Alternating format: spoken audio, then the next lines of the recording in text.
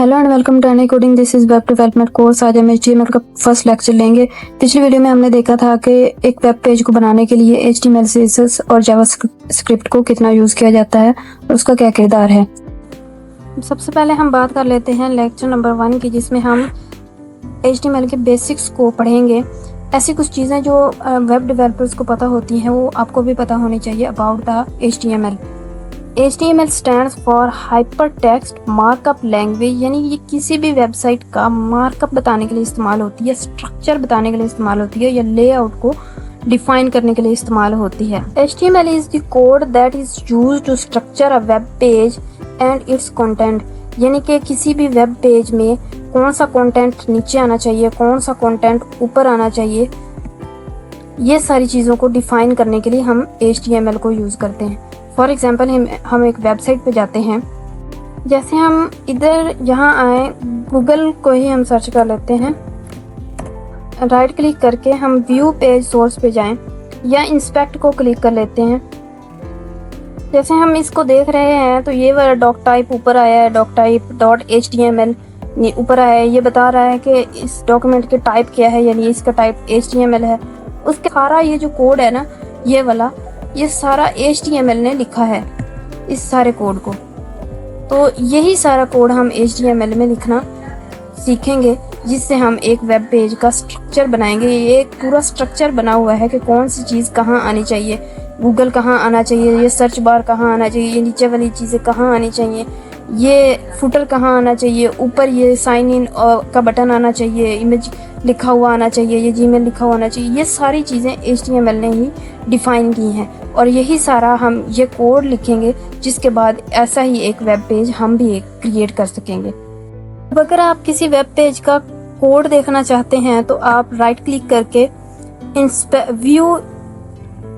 View page source पे जाकर आप इसका सारा कोड देख सकते हैं कि ये HTML का सारा कोड आप देख सकते हैं।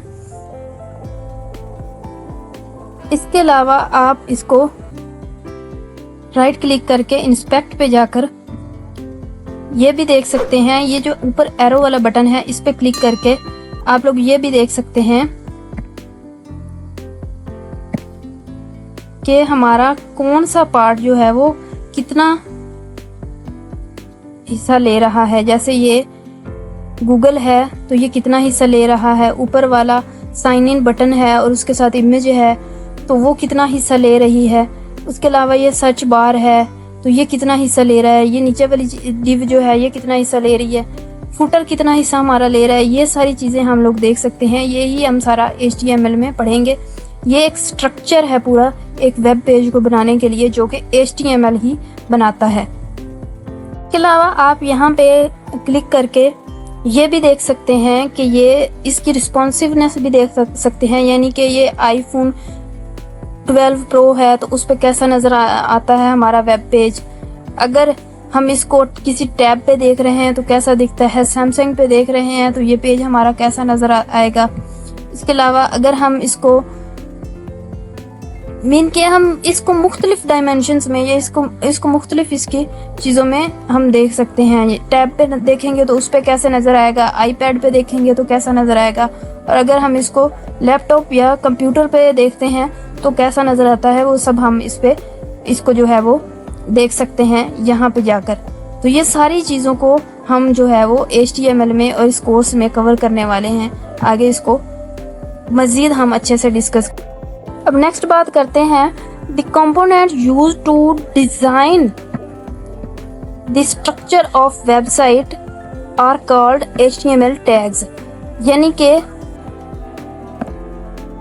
अब HTML के अंदर ये जो ऊपर साइन इन का बटन शो हो रहा है या ये जो गूगल का पूरा डिब्बा शो हो रहा है, ये कैसे बनाया गया है, इसी को डिफाइन करने के लिए, जैसे ये गूगल है तो इन चीज़ों को, जैसे ये चीज़ है, ये पूरा का पूरा बार है, ये हमें माइक्रोफोन यूज़ हो रहा है, ये इमेज दिख रही है, ये सारे सेक्शंस को या ये सारे डिब्बों को ही डिफाइन करने के लिए हम HTML के अंदर टैग्स को यूज़ करते हैं। HTML के अंदर एक कंपोनेंट होता है जिसको HTML टैग्स बोला जाता है और इसके इसकी हेल्प से आप मुख्तलिफ किस्म के आइटम्स अपने वेब पेज पर शो करवा सकते हैं, क्योंकि HTML के अंदर मुख्तलिफ किस्म के टैग्स एग्जिस्ट करते हैं।